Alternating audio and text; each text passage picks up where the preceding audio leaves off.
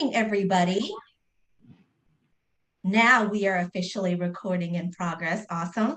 I am going, the very first thing that I would like for y'all to do is go ahead and put your name in the chat box. We're going to capture all of the lovely attendees who are here today. And that's the way that we're going to be able to get that information. I'm going to share my screen and share the audio. All right, I need a thumbs up to make sure that everybody sees this. Awesome. All right, so today is going to be a morning, whoopsie daisy. Today is going to be about communication strategies.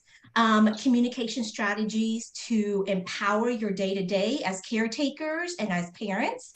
And the goal that I have at hand is for you to think and feel about ways to engage, ways to encourage, and ultimately ways to empower your child's communication skills.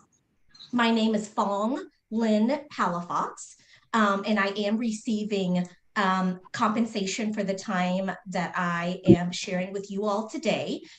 In terms of non-financial relationships, I don't have any of those to talk about, except for the fact that I have a very, very passionate relationship with public education and with being a speech and language scientist and advocate. Emotions are my superpower. So I cry on a daily basis. So at some point, you may see some wet eyeballs. I want to let you know that I'm okay with it. Usually it means that something is very meaningful. And this topic is very meaningful to me as an educator, a service provider, and also as a parent. So at this time, what we are going to do is we're going to go ahead and break out into our breakout sessions. And so, Stephanie, I'm going to give you a quick second to do what you need to do so that you all can join the groups that will support and fuel you the most. Just give me the green light to go whenever I can resume. The breakout rooms are open, so we're just waiting on folks to join those rooms. Fantastic.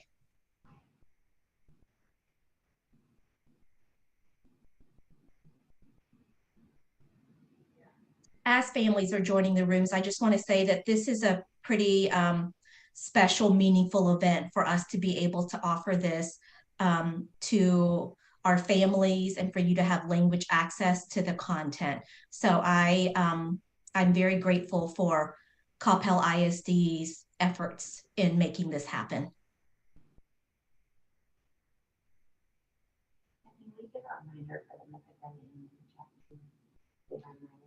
Yeah, and while we're getting this part set up, if you have not put your full name in the chat yet, go ahead and do that, and that will mark your attendance for today. Okay, I think that our rooms are assigned, so we are good to go. All right, here we go. So let us get into formation, parents and caretakers, about what I'm going to say about the next hour and a half-ish is going to look like. And after we have our presentation, there's also going to be a discussion and dialogue portion at the end. If you have more specific questions, if you potentially want to introduce yourself and connect with families, it's really an open forum for us to have some more intimate conversations. So this portion of the presentation, first we're going to talk about your needs as parents. Next, you're going to get kind of a communication 101. Think of my undergraduate degree and my graduate degree all smushed into some really concise, meaningful, functional slides. So you're going to learn about communication. Next, we're going to go through evidence-based practices. So that's the fancy words for where's the research for supporting your child's functional communication needs. And then the last part of this presentation, we are really going to focus on access to neurotypical social skills. Now, I will say that all of this are all of the technical words that I tell school districts and I put on pieces of paper when I do national presentations. But honestly, at the heart of all of this is each time I get to spend time with families or alongside my educators, I kind of drop into my heart. And it really is about the feelings that we have to empower our children, to fuel our children, and then also to support ourselves as parents and caretakers. So I wanted to take a brief moment to tell you about why in the world I have the mic today and why Coppell ISD has kindly and generously given me their time for this academic school year. I did my studies at the University of Texas and UW-Madison. I have spent the last 20 years or so alongside school districts as a speech language pathologist, supporting my students across all grade levels.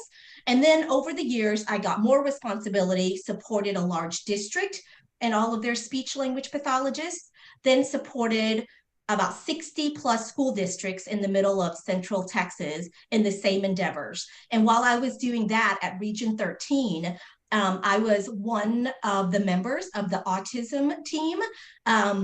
We were the state lead in autism for the state of Texas, worked at a clinical setting for about 7 to 8 years. So I understand the school needs. I also understand the clinical needs. I do not shame any setting. And I'm really all about ways for us to work collaboratively together using our own individualized complementary skills. I've written books about the field of speech and language sciences. And in the last couple of years, I get to have my own clinic. I see a small handful of clients, but a majority of my time is spent alongside school districts and state organizations in this really meaningful work.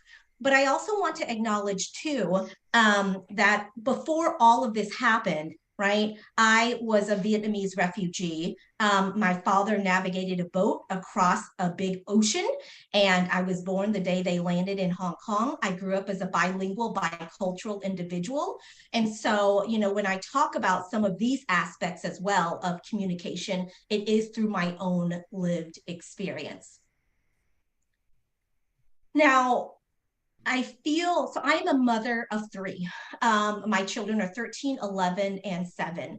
And I think for all parents and caretakers, when our children are placed in our arms as babies, or when we are meeting them for the first time, fostering our children, adopting our children, we have a vision for them and we have dreams for them. And we know that our job is to keep them safe and to support them in their individual journeys to be the best version of them that they can be.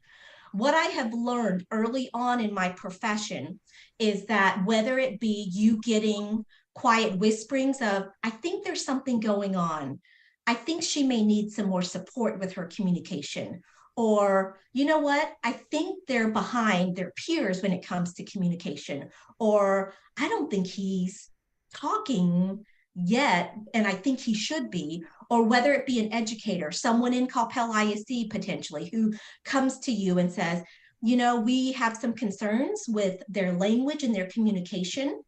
And I want us to take a moment to honor what that really means, because we have meetings in the schools, we have conversations, and we have conferences. But whenever we hear that information, and for me to hear information about my own children, is that there's grief in that, because the path that we thought we were going to take is now going to be a different path. And to be honest, we don't even know what this new path is going to look like. So I always want to let families know that I honor this challenging, new, and difficult path. But I also want to let you know that this new path is going to be just as meaningful to your child and to your family.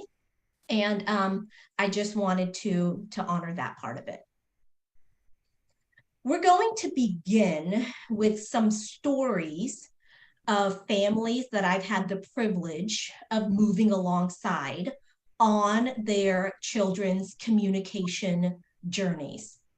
I feel like in our schools, And in the paperwork that we fill out, we get a lot of information from parents. I also feel like there are educators who are getting the stories behind that information, and you need both that detailed formal information, but we also need the qualitative information. This is Anne, and she said, you know, William's teacher believed he needed further testing. At first, I was really upset. I almost cried in that teacher conference. The future flashed in front of my eyes, and I had no idea what William's full potential would be as an adult. I knew that he didn't talk much, but I had no idea how significantly this would affect him. I'm lucky in the fact that I was a part of her son's um, communication journey when he was in first grade. I also support him now as a college sophomore. And so it's been really, there's been a lot of big feelings around being a part of their journey through all of these years. Next is Julie's story. She is the mother to Ollie. Just the idea of setting Ollie up with therapies was overwhelming. If I'm being honest, the idea of therapy was uncomfortable for me because I didn't want Ollie to need it. Figuring out the insurance, finding the right therapist, fitting it into the schedule. It all felt like a mountain that I did not feel equipped to climb. And beyond the logistics, there was a lot of emotions I was sorting through about Ollie's diagnosis and his future. So now this next portion, so we are going to surely be on a path about communication. And along the way, I'm going to take you down some smaller paths. So at the very beginning now, I want to give a foundation for what happens in our brain whenever we think about communication. And so if you direct yourselves to the right side of the screen, I have the words language expression on one side. And so language expression is how we express ourselves. I will say that in our world, we usually center speaking as the communication form that we use the most, which a majority of this world does. I also want to acknowledge, though, that language expression also includes all forms of language expression. That is also using gestures. Examples of that would be American Sign Language. And then for individuals who are non-speaking, an expressive way of communicating would be to use pictures and visuals. Sometimes that's embedded in a communication system. Sometimes it's through the exchange of pictures on a card. And so one part of our work in communication is the expressive language. And now I want to direct your eyeballs to the left-hand side. And this is the language understanding part. Language understanding is, you know, some of the things that we do in that arena is being able to follow directions. Does your child understand when you give a two-step direction? So if I tell my kids, hey, pick up your socks off the floor and go put it in the hamper in my room. Okay, two-step direction. That also includes understanding vocabulary and concepts of size, concepts of descriptor words. And then right here too, when it comes to language understanding, you know, it's all of these things that are kind of getting inputted and poured into our brain to see if we understand it. This also includes the language that families are using in the beginning of their child's life. And so that could be, for me, it was Vietnamese. It could be English, Tagalog, Urdu, Tamil, all of the languages there. And so when we think about communication, we need to think about these two sides equally. The input that is being poured in, and then the expressive aspects of it. I will say that in my corner of the world, I see a majority of us focusing on this output part of it, but we need to look at both sides. And as I talk about the strategies in a little bit, you're going to see why both sides are important and valuable and how they work together as well. So for me, as a communication specialist, we support language understanding and language expression, just like I've talked about. We also support speech sound productions. So how children are able to make their sounds in order for them to be intelligible enough for others to understand their messages. We also work in the arena of stuttering advocacy. And while I will not dive into specifics today for the purposes of this course, I do want to say that stuttering research has changed significantly during the tenure that I've been a speech language pathologist. Whereas 20 years ago, people really focused on being fluent. How do you use strategies so that you don't have the stuttering moments, you don't have those bumps? And now what we are learning when it comes to this is that the focus should not be on the fluency. The focus is going to be on the advocacy. It is okay for you to stutter. And part of that is owning who the students are, and that is a part of their communication. Now, for some students, does that include some fluency shaping skills? Yes, but it really is about how they feel comfortable in their own skin and how they can advocate for themselves as a stutterer. And then the last arena that we're going to focus on, and in my job, is social skills advocacy, and specifically neurotypical social skills. And I'm going to talk more about that a little bit later on. So my job is to empower humanity to communicate their meaningful, worthy stories. And every single human being on this earth has a right to a communication system where they can get their needs met as an individual. So here's the path. Now we're taking our first little jaunt down this little path. And I want to begin here talking about just a couple of slides about multilingualism. Our families who have exposure to more than one language, or their heritage language is a language outside of our majority language of English. The most important thing that I want people to know, and this has been my mission, and this is my mission moving forward until the last earthly day that I am here, is that bilingualism does not cause communication delays. There has been some, I'm going to say some bad PR out there that says that if a child is bilingual, multilingual, now some children are speaking 3, 4, and 5 languages, that it's going to contribute to communication delays. And this is not the case. So for families who do have exposure to another heritage language, so again, I'll use me as an example, grew up learning Vietnamese up until the age of 5, is that I am letting families know to continue to communicate in their heritage language at home. Why? One, it supports academics. The reason why it supports academics is because you want a rich, thorough, exposure to a language. And so as parents, as caretakers, let's say if I spoke Tagalog, I'm going to use Tagalog with my children. And over time, my grammar gets more complicated. I use more vocabulary words as my kids get older, and it kind of thickens up and fills in this nice, strong language foundation. Now it's time for my kids to go to school.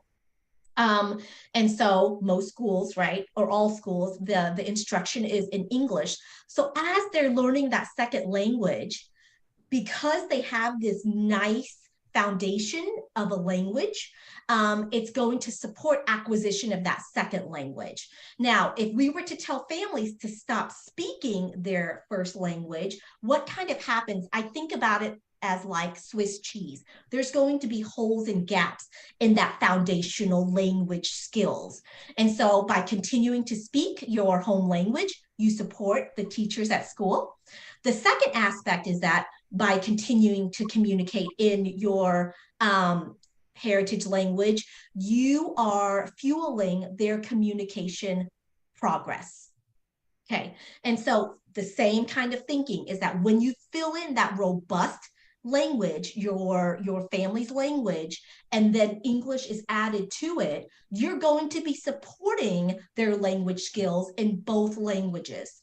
And then the very last part, which we cannot quantify, and for me, it's such an important aspect, is that we are honoring your family's history, your family's lived experiences. You are honoring the culture, and that is meaningful and valuable as well. All families have a culture and they have stories that their families have lived through. And so these are the reasons why we are going to continue to support your child's academics and communication and honor your family by surely holding that home language close and to continue to use it. I want to say that when it comes to bilingualism, it does change though through the decades, and it does change with each generation. And there is no right or wrong when it comes to this. Changes are changes. So over here on the right-hand side in 1955, this is my Apo, and this is my Onwai, my maternal grandparents in Vietnam. Now, even though they lived in Vietnam, culturally, their families, both of their families are Chinese. My mom's and family there. So at home, they spoke solely Chinese. But then when they went out there into the world to work and to interact with the community, they spoke Vietnamese. Now, here are my parents who knew both Mandarin, Cantonese, Vietnamese. My dad also knew French. They made a choice whenever I was born, after getting off that boat across the South China Sea, to only speak Vietnamese to me. So that was my language up until entering kindergarten at R.F. Hartman Elementary School in the Wiley Independent School District in the Dallas area. That was the first time I was exposed to English on a consistent basis.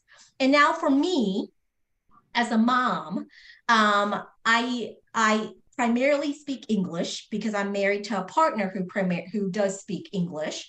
I will say when my father lived with me, I did both English and Vietnamese.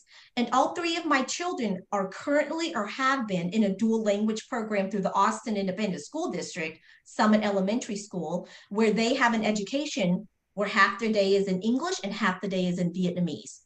So I say all of this because our children are going to have a language or languages potentially, and it may look differently than your own, which also looks differently from the generation prior to you.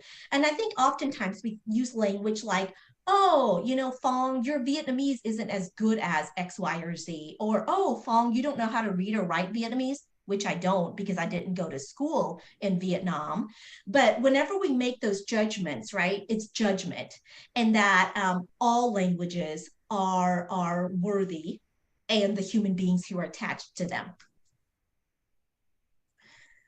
When I think about languages, I think about I think a lot about our families, and this is for communicators of all languages, is that the work that we do in communication has to be done alongside you as the family, because you are the life experts.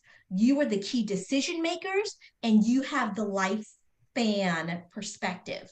Now, for me as the educator, I'm the content expert. I know a lot about communication, and we can't have these two separate entities. The system, right, the laws and the mandates are written in a way for us to work alongside one another. Now, I acknowledge that is harder said than done, but whenever I think and I have a student across this U-shaped table in my classroom and I look into their eyeballs, for me, the transformation with communication is maximized when I see that child as a part of your family unit. So I need to do my work to earn your trust, right? For us to work together. Okay, so the next many slides, pretty much until the very end, I call them power strategies. And these are strategies that have landed in meaningful ways for my families in the last 2 decades or so.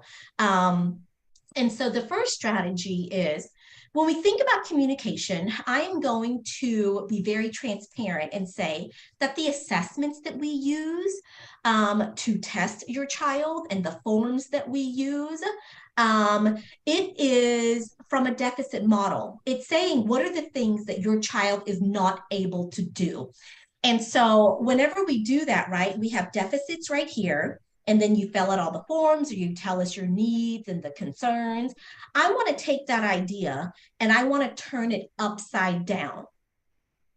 And in that movement, I will say that communication is going to grow at a faster rate and at a more impactful rate when we think about your child's strengths. What are they able to do right now? And your child's interests. What is he interested in? What does she love to do every day if we were to leave her alone and did not interrupt this one thing that she is doing? So the visuals that I have chosen for this slide are very intentional. They are interests and strengths. They kind of go hand in hand. That I have, that my current clients or students in the past have demonstrated. So in graduate school at Wisconsin, I worked alongside a family where, and I have permission to share some of the names, where John loved horses as a fourth grader and a fifth grader. And now, fast forward almost 20 years later, he is, I think now in his 30s. He actually just texted me because he just moved to Minnesota, and he works in a horse ranch where he grooms horses and he teaches people about grooming horses. But that interest was fostered and it was utilized as qualitative data for us to work on and support his communication skills. I have another 4-year-old right now who can tell me everything about a dinosaur. I called it, what was it? It's a brachiosaurus. Oh, I called it a brontosaurus. And he was like, no, Miss Fong, it's a brachiosaurus. And I was like, all right, noted. We use dinosaurs in his speech and language therapy to grow his communication. I have a college student right now who loves and knows a lot of information about hot sauce, the different kinds, the different varieties, the different levels. And so we talk about that. And then I communicated with parents a couple of weeks ago who were just needing some help and support in knowing what resources were out there. And I asked them, they wanted support for their 2 sons. And I said, what do they love? And they were talking about their younger child loving music. And they were like, he loves to listen to music all day long. And I was like, you know what? Foster that. Talk about that, feel that, engage in that. And that's where communication is going to come out. It's going to be more meaningful for your child, for you to engage in these topics to grow their communication versus bringing in an activity that is not related to them that might feel extra. And I will tell you as a parent, the battle in just doing something is a real thing. And so this may be something that may help. All right. Next power strategy. So when we think about communication needs, we are going to center your child in the middle of it. And when I say your child, there is a reason why this kind of looks like a sun. They are a light and we're going to grow their light. This is what we get to do as parents and caretakers. This is what I get to do as an educator. And that doesn't mean what they are not yet able to do. I believe in the power of yet, but it's really looking at their strengths and their interests and the things that are valuable to them, okay? Outside of that ring is this idea of autonomy. Now, for some of you, you are a parent or a caretaker of a young child. For others, your child is an adult, right? 18, 19, 20, 21. We support students all the way through. Okay, and so autonomy is for them to have jurisdiction and control over their own lives. It does not feel good when someone comes up and says, hey, I want you to do it like this all the time. Now, does that mean that as parents, we do not get to guide them and set boundaries and parameters? That's not what I'm saying. You definitely do need boundaries. And it's a both and we need to give them autonomy, which also contributes to this idea of self-determination. right? You have choice, you have control. It goes hand in hand with autonomy. And with all of that in mind, we're going to think about their needs. I am not the biggest fan of the word deficits or weaknesses. I don't think any earthly human being is a deficit or is a weakness.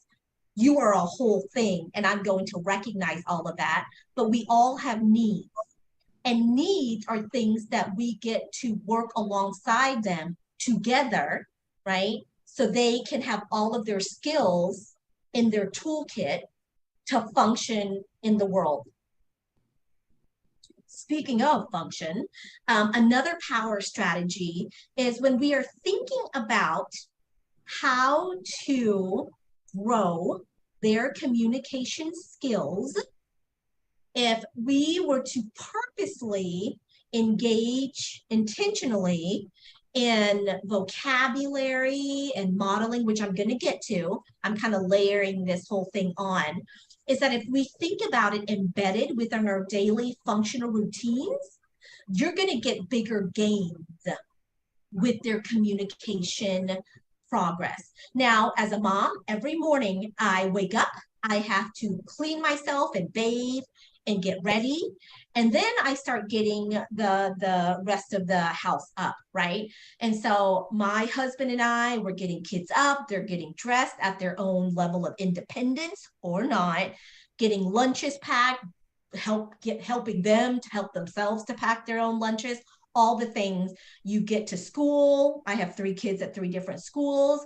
Then there is working for us, then all of the home chores, then pick up, dinner, homework, bath time, maybe, and then bedtime routine, which is exhausting. Even talking about it, I feel like is triggering for me. So if you're going to do these things and then go to bed, repeat, right? So wake up, do all the things, repeat, repeat, repeat. If you were to embed your communication work within these functional routines, it's going to make your functional routines easier, and it's going to provide the communication your child needs to exist within these functional routines. They also get to practice it on a daily basis. So let me give you an example. So on the left-hand side, here is a young lady, and she's 5 now, but at the time she was 3. And this child loved watching her parents cook. And so she loved it. She would watch it. She would want to help. And so in speech language therapy, I pulled out the microwave and the mugs and the containers and all of these things. And I don't have fancy things. It's really about how we use them. And so the vocabulary that we're working on and her requesting things and making comments, it's all related to this one functional routine that the family has and that she is really invested in. Remember that first slide? What are they interested in? Well, Milan is interested in cooking and doing all of the things that Papi and Mama are doing. On the right-hand side is an example of how I embedded functional communication skills for an adult. At the time, he was a freshman in college, and he wanted to do really well in his English composition class. And so the goals that we had on the for speech and language was organizing content, figuring out main idea, providing details, using descriptive language. And because I asked him, hey, what's important to you? Like, what are your goals for speech language therapy? He said, I want to do well in my class. I want you to help me with my papers. And so for me as the professional, I found ways to it's kind of like the Venn. Here are his needs. Here is what the testing demonstrated and the functional outcomes of that testing, and finding kind of that middle ground where we can work on those skills. But those are 2 functional routines that also fuel communication. A strategy, this is one of my faves. I call it the +1 strategy, and it has to do with modeling language.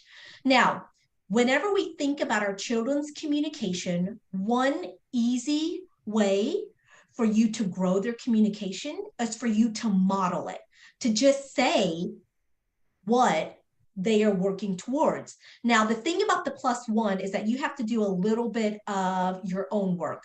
And you have to figure out about how long your child's sentences or utterances are. Now, if your child is non-speaking, something to consider is that when you are engaging in, like, you know what, I'm going to be thinking about their communication right now. And I know you can't think about speech language pathology skills all day long, and I don't expect for you to. I tell parents, if you can find one moment out of your day that's embedded in a routine where you have some space around your head in that moment, maybe that's a time to be like, you know what, I'm really going to actively work on their communication skills. It would be exhausting for you to do it all day long. So let's say this is playtime with your child, and you notice that your child is kind of speaking at a one word utterance level, and they're pretty much labeling truck, mama, milk, baby. So what I would do to model that is I would +1. So they're using about one word on average. So I'm going to +1, so that's 2. So when I model something back to them, I'm going to use a 2-word utterance. I think as adults, we are really good about providing more language. We're also really good, based on my observations, to get our child to repeat after us, which, you know, having them repeat after us is a form of modeling, but having them repeat after us all the time is taking away from the opportunity for them to create their own spontaneous communication. So here's an example of the +1 rule. So if your child is playing and you're like, you know what, for these next 5 minutes, I'm going to sit down with my kid and really engage in this communication and to really think about growing their communication. And Harper is playing with these dolls, and Harper says, baby. And you go, oh, you're going to +1 it. You're going to go, oh, baby cries, or the baby's crying. You're just going to model it. And so know that the modeling is where the power is.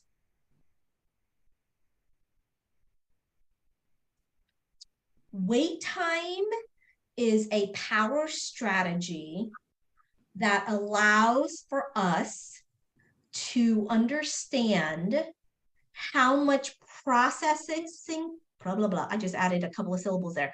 Processing time our children need. Again, I will say that as adults, we are really good about asking a question. And then if our kid doesn't respond within like half a second, we ask the question again. The example that I'm going to use that I know the most about is myself. So if I tell my 13-year-old, hey, Zachy, I need for you to pick up your socks, and he doesn't do it or move like immediately, I say it again. Zach, pick up your socks. I said to pick up your socks. So that is my mothering persona, which is true and valid.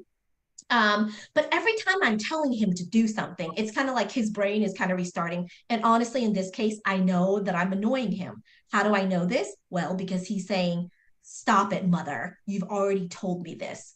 Now, I will say in my professional domain, usually on average, what I do is I wait about 10 seconds after I give a modeling statement, kind of like that baby cries that we just talked about, or when I ask a question. I'm giving my student, my client, space to take in that information, to process it, and then to potentially give a response, whether through speaking or through gesturing or with their communication board or device. Now, waiting 10 seconds is a long time. So we are going to practice it now. And you're going to say, really? And I'm going to be like, yep. You're going to see how long it takes to wait for 10 seconds. And I will tell you, this strategy yields a lot of outcome on the other side. It is also one of the hardest things that I have seen educators and parents need to do. Now, can you do this all day long? You can't. As a parent, you can't. We got places to go, things to eat, bodies to clean. But if you do this in this intentional period that you're going to choose, it's going to impact their communication abilities. So I'm going to set my timer on my cell phone, and I'm going to say my stopwatch. I'm going to say begin, and we're going to see what 10 seconds feels like. Ready, set, go.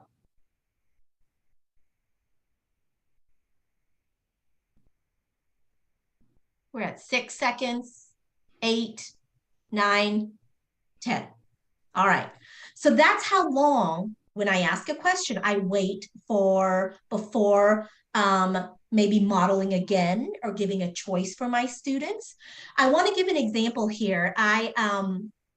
This is something that happened about a decade ago now, and I still think about this moment. So I was supporting at a school whenever I was working at the regional level. And this was a classroom that supported students with different communication needs, working on functional life skills. And it was time for this student, and he was in 5th grade at the time, to sit down and work.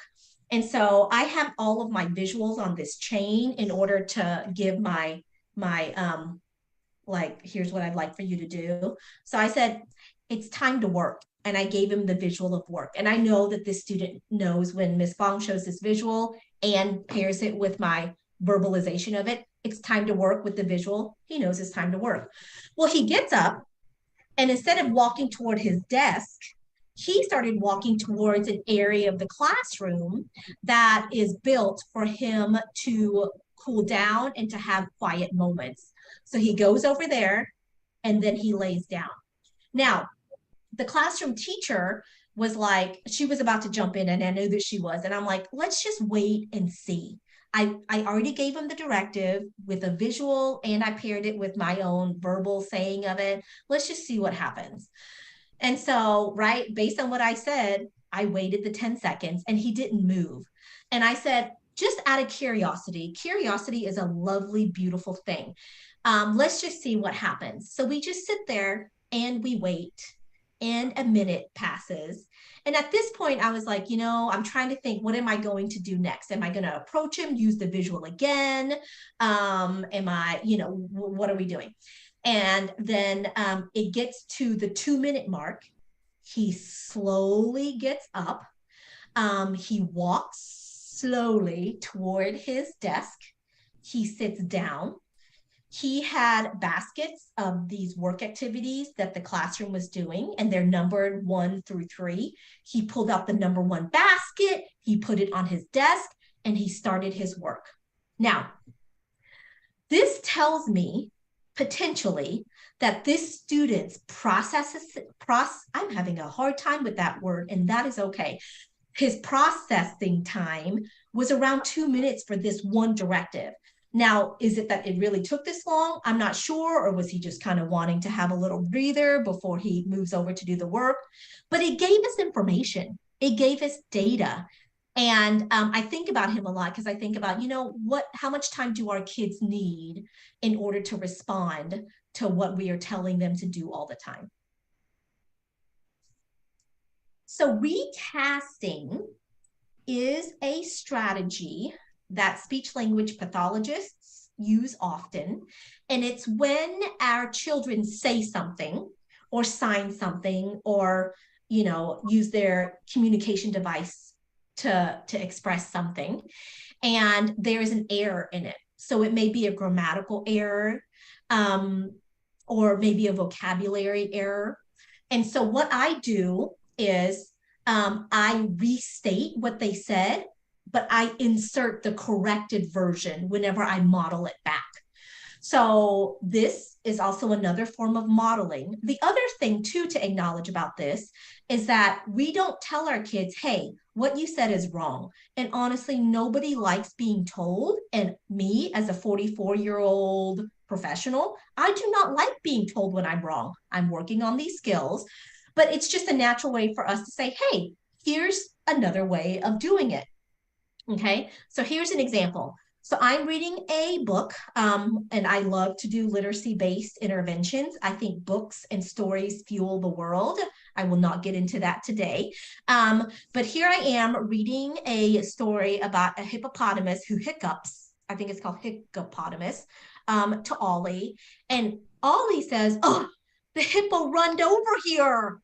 And so very quickly, I recognize that he used the wrong verb tense in English. And so I said, he did. So I'm acknowledging that Ollie recognized what's happening because he's making a comment and he's engaging with me. And we're connecting on this thing that we are both thinking and feeling about right now. And that's pretty powerful. And I said, he did. The hippo ran over here. Boom, boom, boom, boom, boom, boom, boom, boom. So I recast it and we turned the page to move on with the story. Now, I said this before, and there's a reason why I'm going to say it again. Repetition, repetition, repetition is that a power strategy is honoring all forms of expressive communication. We're going to honor the speaking. We are going to honor the gestures. We are going to honor non-speaking communication strategies through visuals. Now, I'm going to talk a little bit about what words we need to use when we address all forms of communication. And I know that for families, you know, the model that we have is we want our children to talk. And my goal as a speech and language scientist is I want your child to have a consistent communication system where they can have their needs met. Now, if that's verbalizing and talking, awesome. If they are a non-speaking student, our job collectively is to use a system that's consistent, right, across school and home and in speech, where they can express what they want to express. Another power strategy is scripting routines. So I talked about modeling before. I talked about recasting, where we can insert the corrected version of whatever it is that your child stated. Scripting routines is where we are verbalizing what we are doing. And so in your daily routines, by talking about it aloud, you are providing vocabulary for your child. And thinking about that +1 rule, I look at where my students where they are communicating, and then my modeling is kind of like a +1 version of that.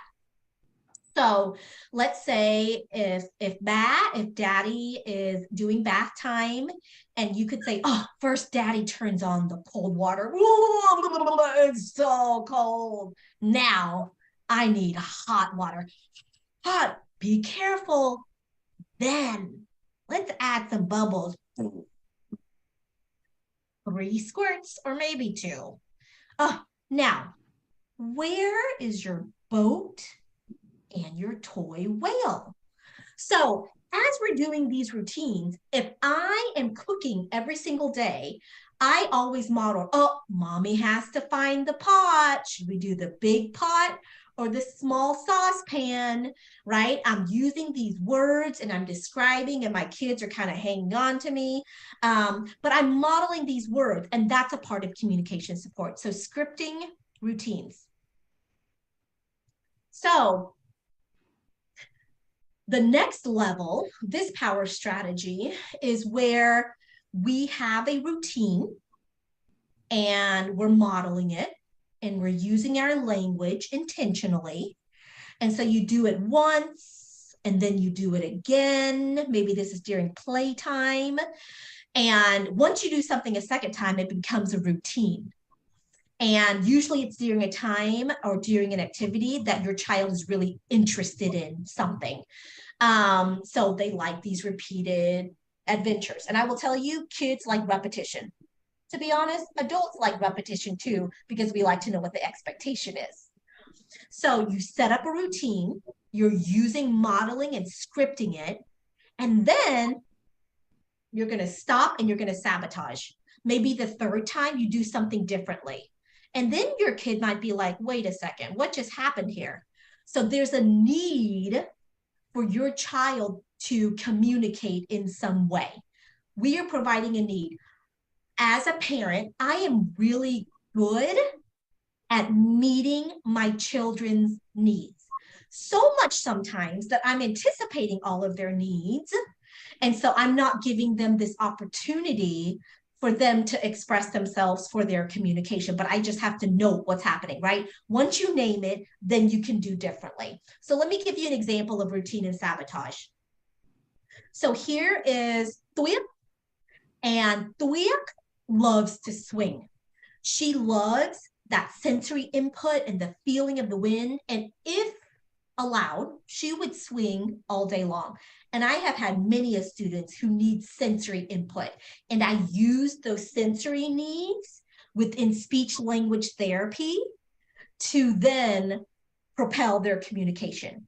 So let's say I'm outside with Thuya at recess, and she runs over to the swing, and I said, "Oh, time to swing."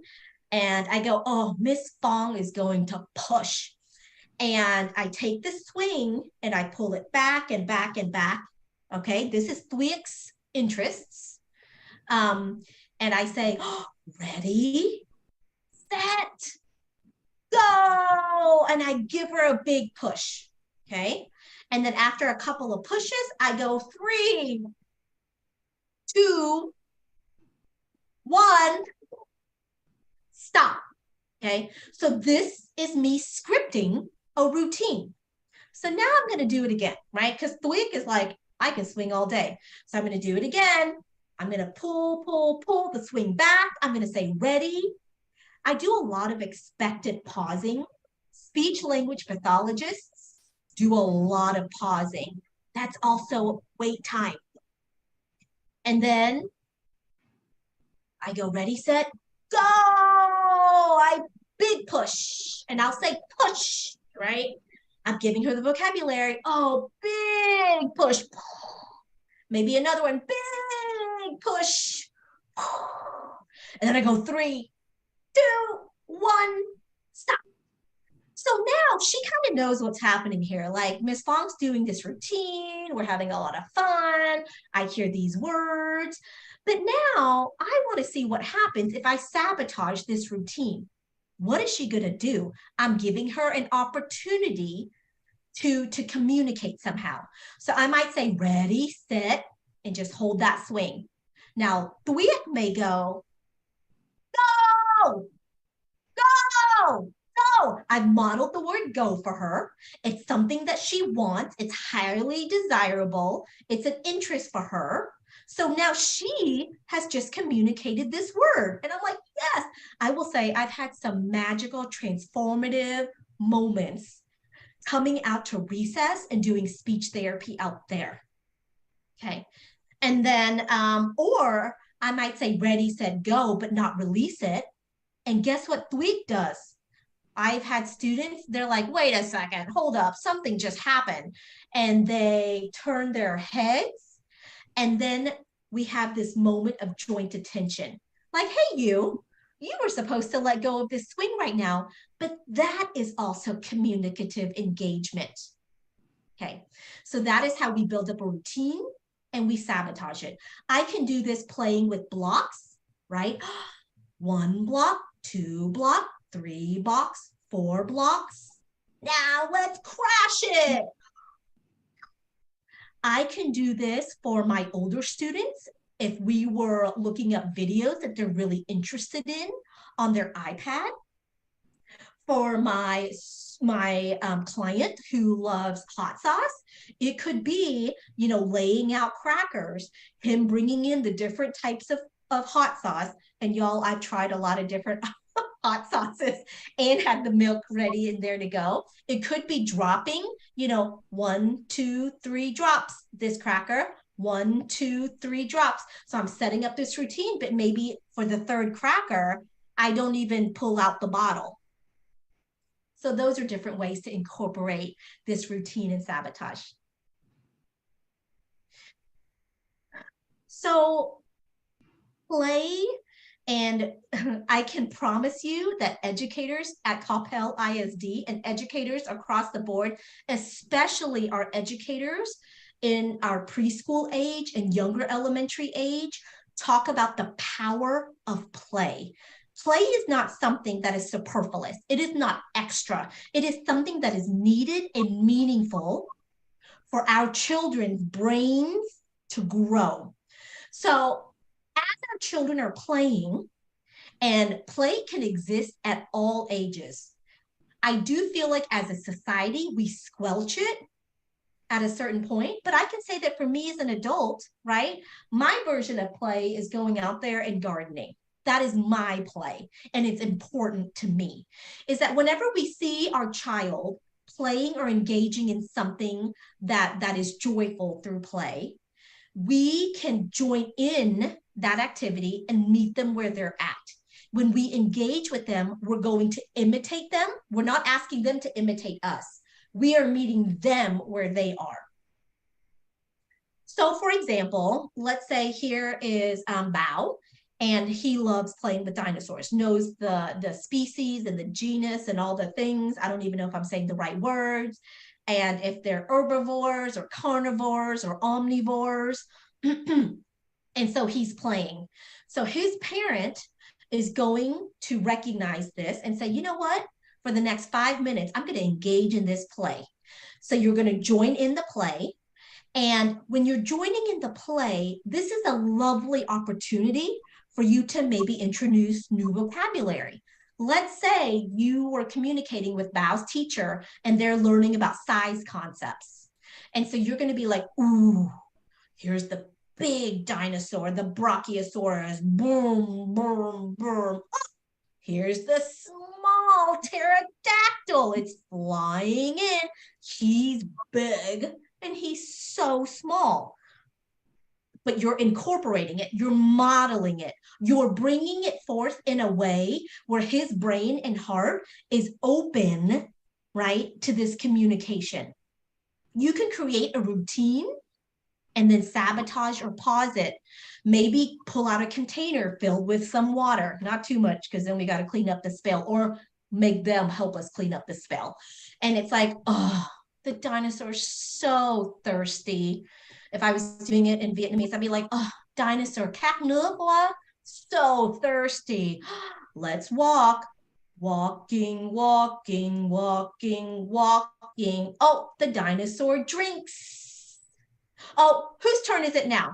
Is it the T-Rex's turn or the Stegosaurus? And your kid picks, okay, now the Stegosaurus, right? Walking, walking, walking, walking, Stegosaurus drinks. Maybe you're trying to model verb forms. And so maybe the third time you go, oh, and you wait, right? Or you pause to see what your child is going to do. And how awesome would it be maybe for a kid who usually just says one word utterances goes, oh, Brachiosaurus turn, because that's what you've modeled. So now they're using 2-word utterances.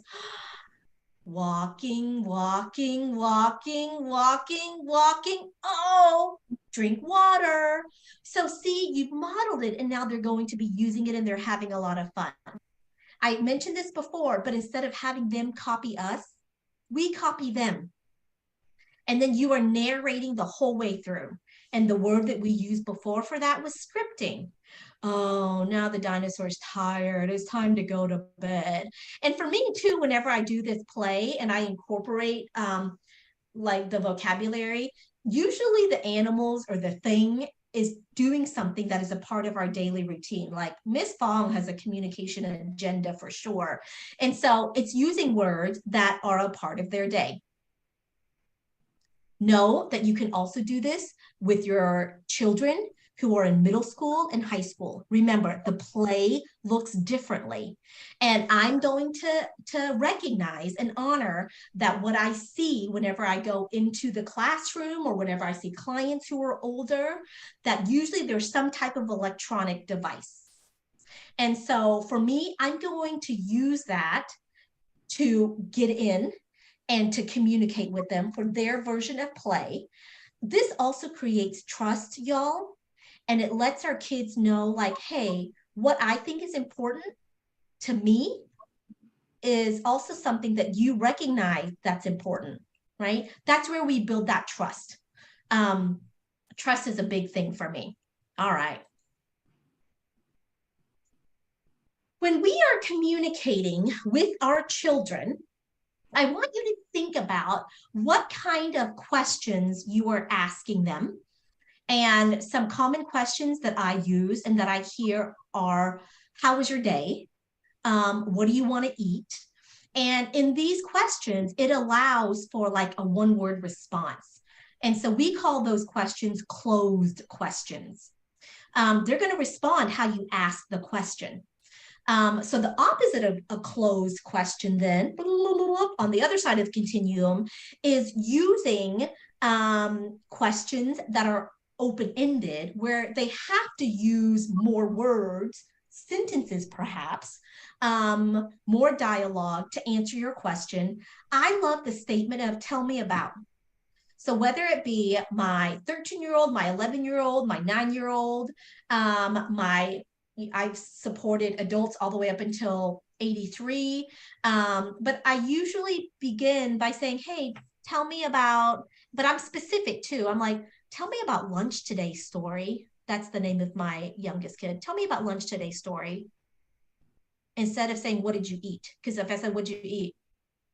Goldfish crackers. But I'm like, tell me about lunch.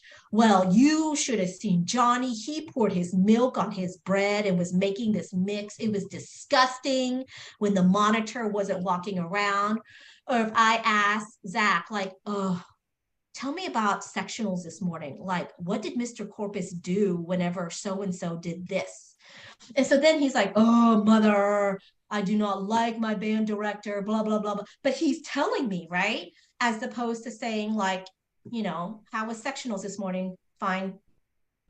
Tell me about. It also works really well for the people in your lives. And then you wait. As a speech language pathologist, I actually don't talk very much. The sessions are quiet because there's a lot of wait time and there's a lot of space in normalizing that some of us require extra time to communicate our messages. We are living in a hustle bustle world where productivity is at the top of our list for many a thing. And I have to remind myself, and honestly, being a speech language pathologist helps me with this because I'm really intentional about providing these spaces for communication. But we take it down a notch. We slow it down. That hustle isn't there. It's hard to communicate and hustle at the same time. So remember how I said we're going to take some little paths? This is another path. And this path is about the topic of autism and neurodiversity. Now, I am going to acknowledge that this is a communication course for many parents of many children with different needs. And not all parents represented here are the parents of children who have the eligibility of autism, but there are also parents here. And I want to take a moment to talk about this idea of neurodiversity. So what is it? Maybe you've heard it on social media or in the news, or maybe even within the educational spaces that you've had alongside your educators. This speaks to a continuum of brain differences, and embedded in neurodiversity is dispelling brain differences as valuable rather than something to fix. So remember when I talked at the very beginning about some structures being a deficit model? And whenever I think about autism, and this is me talking, and I acknowledge it and recognizing that I am someone who demonstrates neurotypical social skills. And I'm aware and I use these social skills all the time. And it was not hard for me to learn these social skills because I'm a part of that majority culture of being neurotypical. But when we think about autism specifically, or ADD or ADHD, that it's actually a brain difference and that it's not something for us to fix. People do not need fixing. People require their their support for their needs, but that's a difference in thinking. And that difference in thinking contributes to how we approach things. Ideologies of neurodiversity work toward removing stigmas for brain differences. And it places the workload on educators and mainstream society to accept the continuum of neurodiversity. Now, I bring up this topic because I feel like this is a heated, hot button topic. And I will say that for me, I am in a season in my life in my mid 40s where I feel comfortable talking about some of these things that are hard and they're very gray. And so if we think about some of the tools that we use within an educational setting, they're looking at autism as something that we need to potentially change. I will say, though, that there are educators and in communicating with Coppell ISD, and I get to do presentations across the nation, is that educators are looking at our students as a whole child. And so I feel like there have been educators that have carried out these ideas of neurodiversity decades ago, and now there's just a word for us to talk about it. But really looking at our child and saying, you know what, we're going to support you and we're going to honor you just as you are, with your interests and with your needs. But I did want to bring that forth. Now, for me, something, and I told you I was on the state team as an autism specialist. And now people, they'll reach out and they'll say, we'd like for you to do this keynote for this autism conference. And something that I have been intentional about is saying, you know what? I am not autistic. I am not a person with autism. And I feel like right now, people who are speaking up and communicating out are people who have this eligibility and who have this diagnosis. And it is important for us to digest their lived experiences. And so that's what I'm doing right now. I need to hear the stories. I remember the young man who was a college sophomore so he's a college sophomore right now. And I remember early on, whenever he was a freshman, he was starting his college classes. And his eligibilities in school, when he was in school, was autism, speech impairment. And in college, he was realizing that he was taking a lot of time to take the notes, and he was moving at a slower pace than his peers, his neurotypical peers. And so he was about to have a meeting with his college advisor, and he wanted to talk about ways to support his learning needs as an autistic individual. And for this young man, he used identity first language. He called himself, he said, I am autistic. And that's how he preferred to be referenced.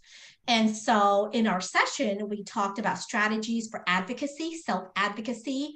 And I mean, I was excited. I felt like he was empowering himself to recognize him and his worth and, all the things, since I've known him since he was 6. And so he went and had the meeting with the advisor, and he came back, and I was like, OM goodness, tell me how it was whenever you talked about your needs as an autistic individual, and you needed to have notes beforehand and da da da da da da da. And he looked at me and he was like, Miss Fong, I didn't tell him I'm autistic. And I looked at him, and knowing myself, I know that it was probably a look of like, we talked about this. And he looked at me and he was like, Miss Fong, that's my story to share. And I didn't want to share it. And in that moment, it was a self-check, right? Going back to autonomy and self-determination. This is his life, and he gets to choose and direct how it's going to be. And he's absolutely right.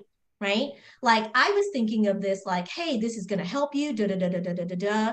And he is thinking, I have control over my life, and he was not ready yet, or he may never be ready to disclose that information, because that is vulnerable information.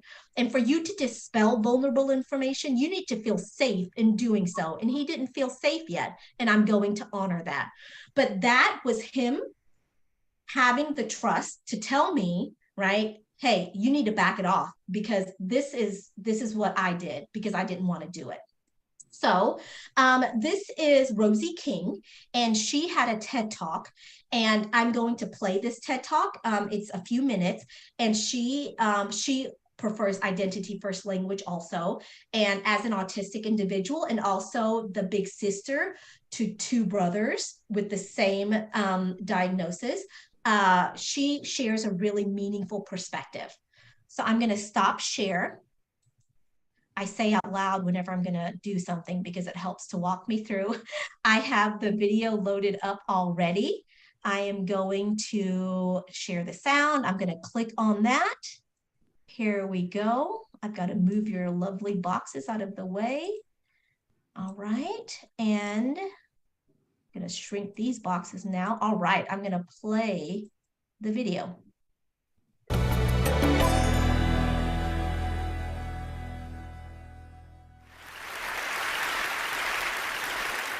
I haven't told many people this, but in my head, I've got thousands of secret worlds all going on all at the same time. I'm also autistic. People tend to diagnose autism with really specific checkbox descriptions, but in reality, there's a whole variation as to what we're like. For instance, my little brother, he's very severely autistic. He's nonverbal, he can't talk at all, but I love to talk. People often associate autism with liking maths and science and nothing else, but I know so many autistic people who love being creative. But that is a stereotype, and the stereotypes of things are often, if not always, wrong. For instance, a lot of people who think autism and think Rain Man immediately. That's the common belief that every single autistic person is Dustin Hoffman, and that's not true. But that's not just with autistic people either. I've seen it with LGBTQ people, with women, with POC people. People are so afraid of variety that they try and fit everything into a tiny little box with really specific labels. Like, this is something that actually happened to me in real life. I Googled autistic people are, and you know, it like comes up with suggestions as to what you're going to type. I Googled autistic people are, and the top result was demons. That is the first thing that people think when they think autism. They know.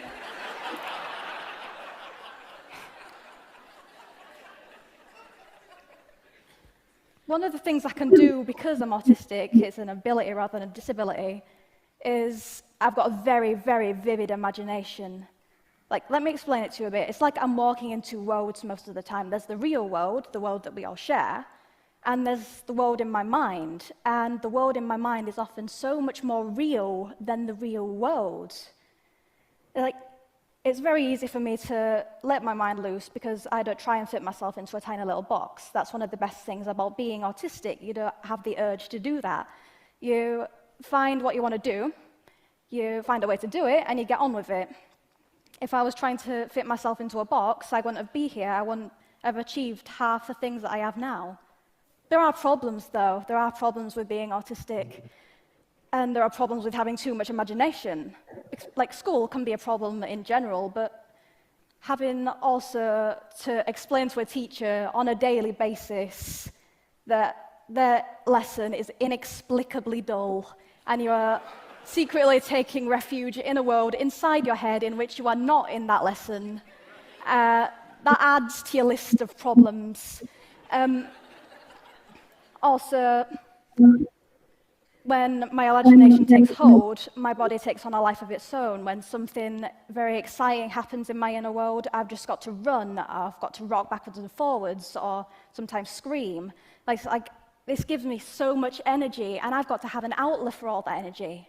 But I've done that ever since I was a child, ever since I was a tiny little girl, and my parents thought it was cute, so they didn't bring it up. But when I got into school, they didn't really agree that it was cute. It can be that people don't want to be friends with the girl that starts screaming in an algebra lesson. And this doesn't normally happen in this day and age, but it can be that people don't want to be friends with the autistic girl. It can be that people don't want to associate with anyone who or can't fit themselves into a box that's labeled normal. But that's fine with me, because it shorts the wheat from the chaff, and I can find which people are genuine and true, and I can pick these people as my friends. But if you think about it, what is normal? What does it mean? Imagine if that was the best compliment you ever received. Wow, you are really normal. Compliments are, you are extraordinary, or you step outside the box, you're amazing. So if people want to be these things, why are so many people striving to be normal? Why are people pouring their brilliant individual light into a mold? People are so afraid of variety that they try and force everyone, even if people who don't want to or can't, to become normal. There are like camps for LGBTQ people or autistic people to try and make them this normal. And that's terrifying that people would do that in this day and age. All in all, I won't trade my autism and my imagination for the world. Because I am autistic, I've presented documentaries for the BBC, I'm in the midst of writing a book, I'm doing this is fantastic.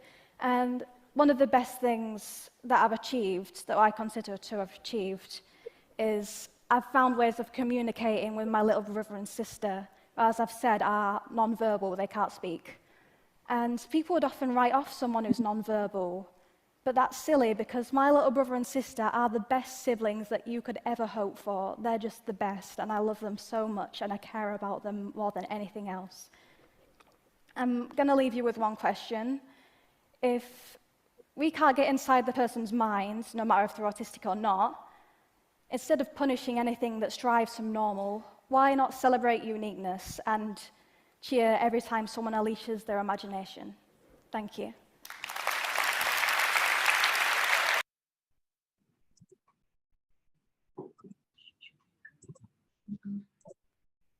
So that is the lovely Rosie King sharing her experiences as an autistic individual. And I mean, in those 6 minutes, I feel like her talk is layered. And I think about this talk often and how it aligns with the work that I do. But yes, in this season, I feel like we are kind of at a crossroads with autism and really trying to figure out, and it's hard and it's mucky, about how to support our children. And there is not always a, this is exactly how it needs to be done. And that's where we all have our own, right, self-determination as families and our own autonomy, because you know your child best. And within those structures, you are getting input from your child so they have their own autonomy and self-determination. And then we look at this from a whole child perspective, and we see what tools can we use to then support our children within this world. Now, one of the tools that I want to share about has to do with social skills. And notice that I've been saying neurotypical social skills. The reason why I say that is because these social skills that we have centered are neurotypical social skills, right? It's the social skills that a majority of us use ish. And I say ish because there are also individual differences within that social realm. There's cultural differences. I know that if I'm operating alongside my Chinese Vietnamese family, my social skills look differently than whenever I went to school at Hartman Elementary School, and I recognized that there are different social behaviors. Okay, so in saying all of that, there are some common pillars of neurotypical social skills. And whereas before it was here are the skills that you are working toward for you to act in a specific way, versus now it's giving access. Hey, did you know there's a whole other set of rules that a lot of the world uses? And I want to give you information about these set of rules so that you can use them when you want to. Or maybe there are times when it's too much for you and you don't want to use these social skills because your social needs are also important. And the one thing that comes to mind for me is this idea of eye contact. I know that, in listening to the autistic community, eye contact has been expressed that it is potentially painful for some individuals to do it for extended periods of time. And so that is something that you would have to ask your child, for them to have the language to unveil some of those feelings and sentiments. But I know that for us as parents and for us as educators, we don't want to hurt our children and our students, but we don't know what those needs are unless, right, they have a communication system to express those needs. Now, for a toolkit that a strategy that I love to use when it comes to teaching and giving them access to these neurotypical social skills is providing it through visuals. So if you look at the research out there for autism, one strategy is using visuals to convey some of these social skills that we kind of just know in our heads, but we don't ever really explicitly talk about it. And so what I like to do is I like to get spiral notebooks, usually during August when they're like 19 cents. And I draw out what just happened in terms of a behavior, a social behavior. And then that happens at the top. And then at the bottom, I draw out what is an expected norm for neurotypical social skills. And so in this case, this was a student that I saw him for 5 years, and he was working on conversational turn taking. And so I use a lot of thinking boxes, thought bubbles, and I use talking bubbles, kind of like a Sunday morning cartoon for those of us who are of the age demographic where we had read newspapers. And so, in this case, I was talking about my lunch and Jesse didn't say anything. And so I was like, oh, maybe Jesse isn't listening to me or he's not thinking about me. And so that was an unexpected neurotypical social pragmatic skill. And so at the bottom, I showed him what it looked like to demonstrate an expected social skill. Again, right? I'm acknowledging that these are neurotypical social skills. So I draw it out. How was your lunch? He answers. We were talking about the lunch. And then I draw boxes around each turn because that's a conversational turn. So I do all of this really explicitly. And so this notebook, what I do as a speech language pathologist is that I also talk to the classroom teachers like, hey, Jesse and I use this tool. It's always going to be in his backpack. Here is the function of this tool. And it's kind of like his resource guidebook for neurotypical social skills. I also communicated this tool to his mother. And so, when I spoke to her, I was like, hey, here's what we're doing. And so the awesome thing is that I would see Jesse in the beginning, I saw him twice a week, but then we tapered off and I saw him once a week. But when I came back sometimes, the teacher would draw something in here, or the mom would tell me she looked through the book. So she knew that we were talking about, X, Y, or Z social skills concept. And it was kind of this easy way for us to kind of look through it and be all on the same page. What I think about is I remembered I came one time to speech and I did my typical, hey, Jesse, how are you greeting? And he was hiding under a desk. He was in 5th grade at the time. So that was unexpected in our neurotypical social skills world. And so I waited and he climbed out from under the desk and he was like, oh, uh-oh. And I always use those like movie theater things where it's like take 2. And he goes, uh-oh, rewind. Blah, blah, blah. He pulled out his notebook, looked at the page for like neurotypical greetings. And he rewound and he goes, okay, let's try that again. So on his own, right, we are building independent skills. He is figuring out when he wants to use these skills. And then there were other days where I would come and he had big feelings about something that happened. And he communicated a lot through visuals and drawings.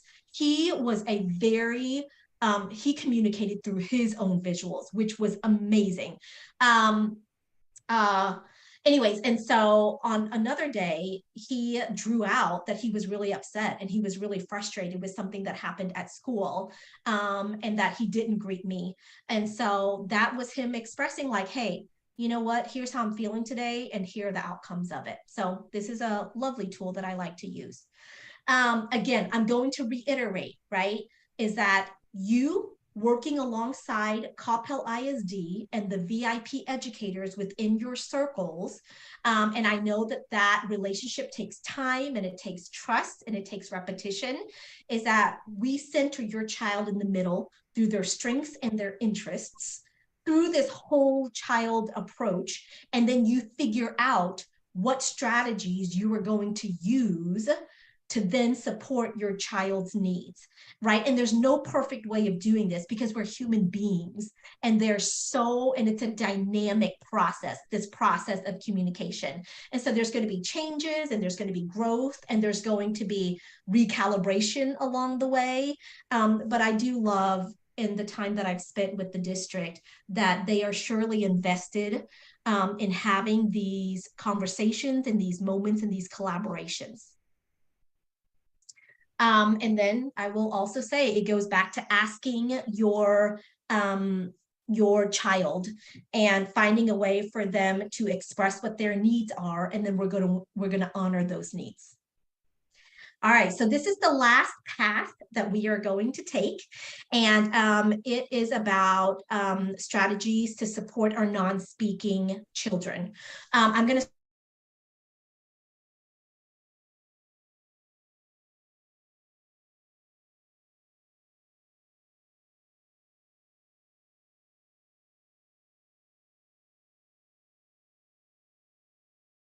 just add the milk and the coffee.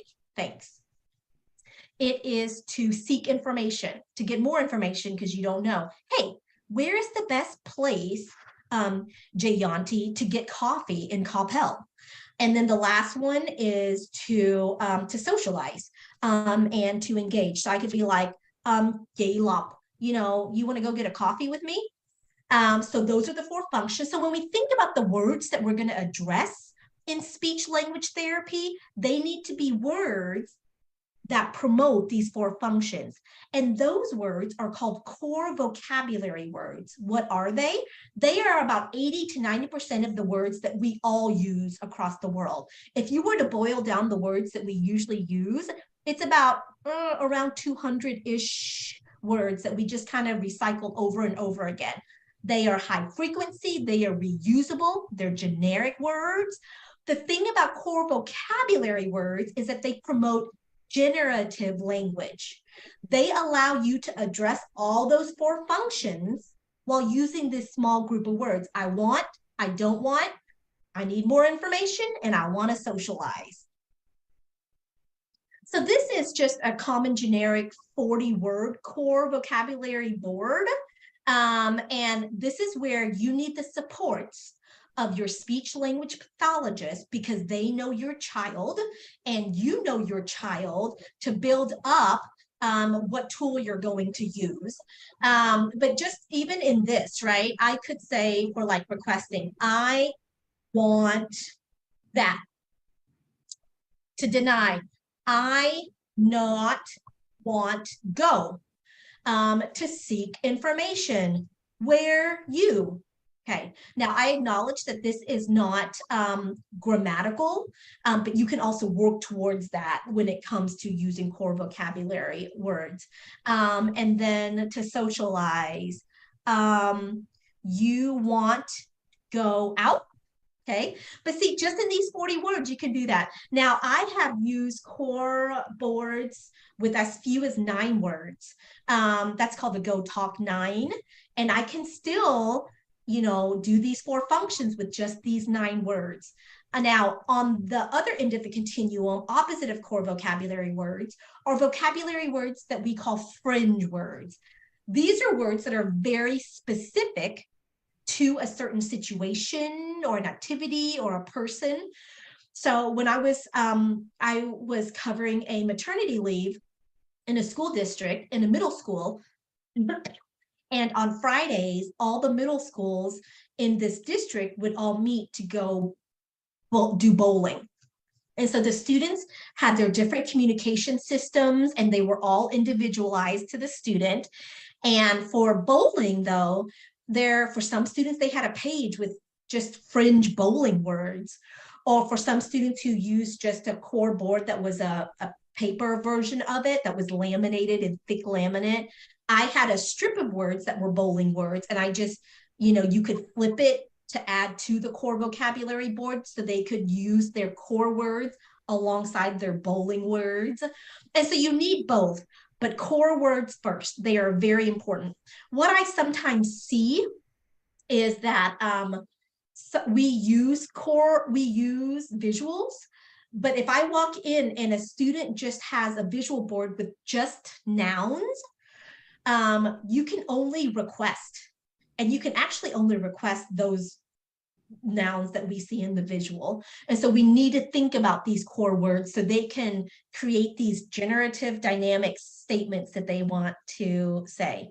I'm also going to say that when there is a communication system that is being practiced and used in speech, the same system also needs to go to the classroom and also needs to come home. Now, for any high-tech device, and I know different districts have different rules, I always say that we need to have a no-tech version of that. So I've made copies of dynamic communication devices, and I laminate it and I put it on a ring, and that goes home and that goes to the classroom teacher. But in the same way that we model words for our speaking children, I'm sure my children heard the word mama thousands of times before they ever said mama. Our non-speaking children deserve the same communication rights. We are going to model using that communication board thousands of times. And just because they don't use it right away, we're going to continually model it because they deserve the same right and exposure to modeling as our speaking children do. Again, speech language pathologists will be able to support you in this endeavor. And then the last thing I want to state is that manners are important. It's a part of our social rules, and manners are important in my household as well. And we do not want manners to be at the top of our priority list before core vocabulary words. I say this because sometimes we teach our children the manners, or we're teaching them the sign. This is the sign for please in American Sign Language. And so I see students saying please, please, please, please, because parents and caretakers are saying say please. But if they're not yet speaking and saying want, or I want that, or cookie, or milk, or whatever it is that are their most important words within their daily functional routines, that having them use their bandwidth to say please is still not letting us know what they need and to access their 4 functions of communication. So tackle the core vocabulary words first, and then, here's the first core vocabulary, then we can supplement with the manners. So I'm going to conclude today by going back to Anne and to Julie, 2 parents, and I asked for them to share with all of us what are some of their biggest takeaways on this communication journey. So Anne said William was rule-based. A book containing graphic representations taught him neurotypical expectations in the class, how to raise his hand to comment, how to ask questions. And for William, this provided step-by-step instructions on how to gain access to his classroom work and his peers in a way that maximized his efforts. And as a parent, I needed to stay involved and interact with his speech language pathologist. And as William got older, I would practice social scenarios with him. So for example, when starting high school, we discussed what to expect and how to communicate his needs. And then Julie, mother to Ollie, she boiled her ahas kind of into 4 arenas. The first one is persistence. And she said, stick with the therapies and celebrate the small wins along the way. Small wins build up to create amazing outcomes, and it takes time to get there. Believe in the process and wait for the progress. Keep your expectations high, that therapy takes work and it's okay to expect that. And I would agree. High expectations with a lot of love. Observations. If you can, attend the sessions, and it's helpful to see and hear the sounds your children's therapist is working on and how the speech pathologist approaches them. I will say that for me, as a school-based speech language pathologist, depending on the campus and the district, and following the communication rules, I would sometimes spend short snippets of videos, making sure that's the family's cell phone number, where it shows the family, this is what it looks like to use this strategy, and this is what it sounds like. Could I do it for every session? No, but I did do it sometimes. And then the last one is playfulness. If you can, try to find someone who is able to make the therapy feel like play. Now, I know that we do not have the privilege of picking our educators and service providers all the time. However, as a parent, I want to give you permission to advocate for your kid. In my paperwork, I ask my families, what kind of a speech pathologist are you looking for? And so let's say, you know, if Hal said, hey, my kid needs someone who is really emotionally sensitive to my child's needs, I'm going to note that. Or if, you know, Seema says, oh, my kid likes a lot of structure, you know, so I need for you to be like, first this, then this. But if the person isn't asking, share that information. Be like, hey, this is my kid, this is what they need, and express that need to us, because we need that complementary energy between you as the parent and me as the educator for us to maximize our impact. All right, so the final thing that I will share is this. It is hard right now in the schools. And I will say that it is hard for us as parents. It is hard for our students. And it is hard for the educators. And I do a lot of advocacy for our educators because they need resources as well. And within all of this hardness, I can tell you through my lens across this whole world in the work that I get to do is that there is so much love and progress and joy and these small moments that your educators get to have with your child are meaningful. And sometimes it's not represented in the paperwork or in the IEP meeting that you're trying to get through or in the forms that we're asking you. But the one thing is that we need all of us collectively to do it together. What an honor it is to be able to be a part of your children's communication journeys. It truly is. But there's the better in the together, and I'm a big advocate of that. So here's what we're going to do. If you have any specific questions that are specific to your child, here is what I would like for you to do. First, I want you to reach out to your educational team because they know your child. I don't. And you can also reach out to me if you have bigger, broader, general questions.